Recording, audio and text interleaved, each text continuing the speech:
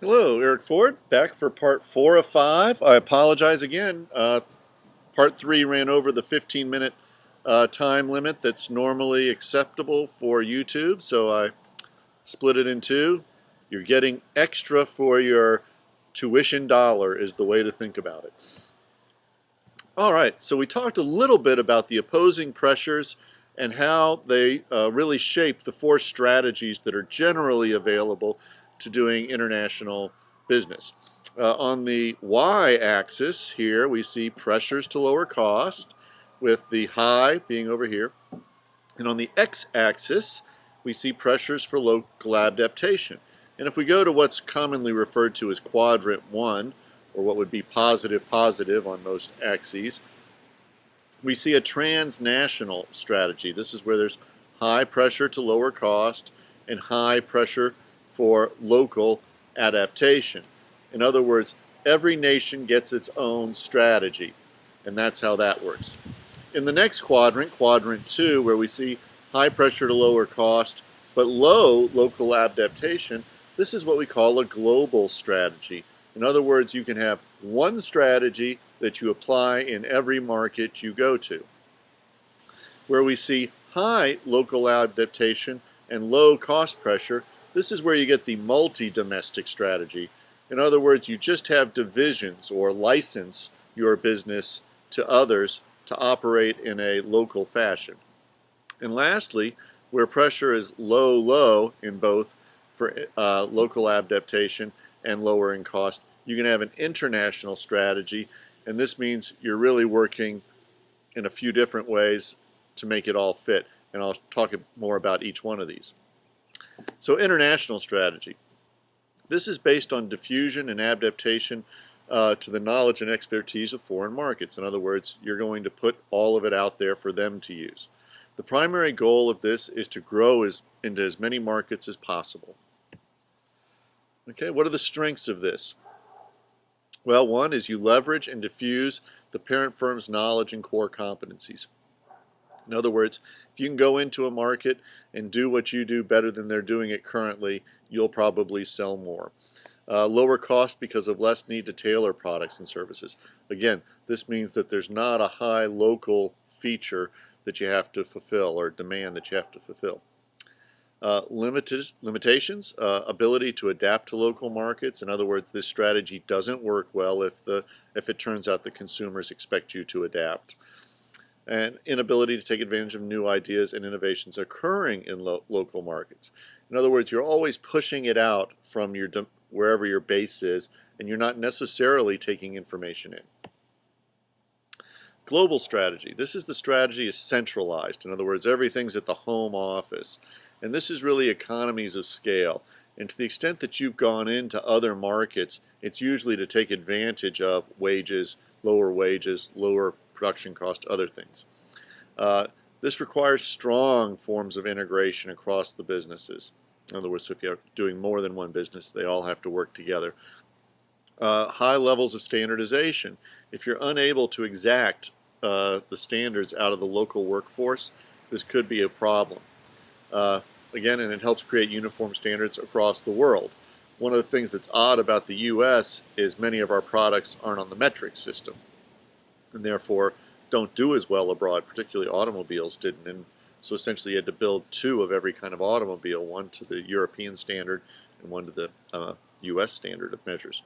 And that was very problematic, and they've actually gotten away from that quite a bit, and most of our cars are actually built to the metric standards. Limitations, limited ability to adapt to local markets. Again, you're selling them what you build. You're not making it look like what they're accustomed to. Concentration of activities may increase dependence on a single facility. Therefore, if you're actually building everything abroad and something happens where that locality no longer functions well, you may be in real problems. We see this occasionally with military bases in particular. When the governments change and they no longer want our military there, you can see how those things work. Multi-domestic strategy. The emphasis on differentiating products and services to the local markets. Authority is decentralized. So you can imagine this is where you're trying to tailor your goods to the local tastes. We often see this in food. In other words, McDonald's doesn't always go in every market, yet they want to be in places like India. Well, in India, the cow is sacred in the Hindu religion, and they generally don't eat hamburgers. Therefore, they're having to tailor it to the fish and other uh, products in their line that are more profitable. Even within the United States, we see different markets get that sort of treatment. Again, the multi-domestic strategies, this is a high adaptability. You've really got to be flexible. You got to be confident that you can train people and that they will act in good conscience. It also gives you high ability to detect new opportunities in different niches and markets and then re-import those back into the marketplace. Many of you may not know this. McDonald's happens to own Chipotle, the Mexican place, and that was essentially them going out and finding that in a market, happened to be Denver, I believe, but so this isn't international, but you get the idea that this product was very popular other places, and they started to capitalize on it. Decreased ability to realize cost savings through scale economies. In other words, if not everything is made to the same specification, you don't always get the scale. And that's okay as long as you can charge a premium for the local feature. Great difficulty in transferring knowledge across countries.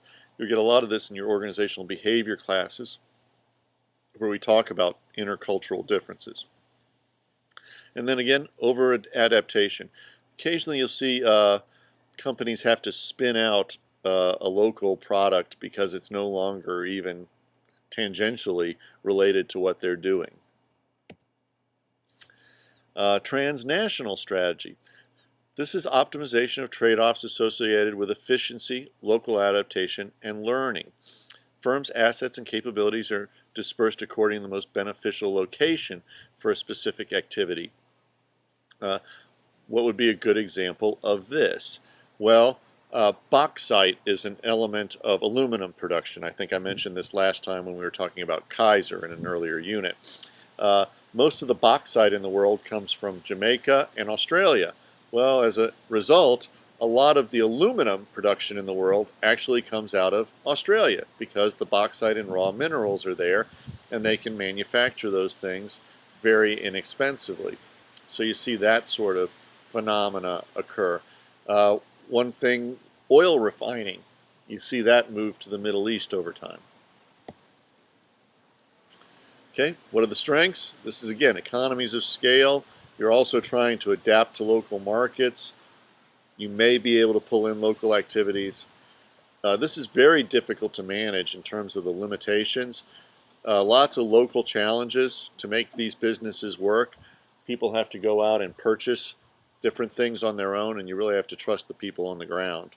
You occasionally hear about our man in Bangkok or something, sort of a reference to the colonial era when you diffused all that in this transnational strategy. All right, that's the end of part 4. I hope I finished on time. I'll see you back for part 5.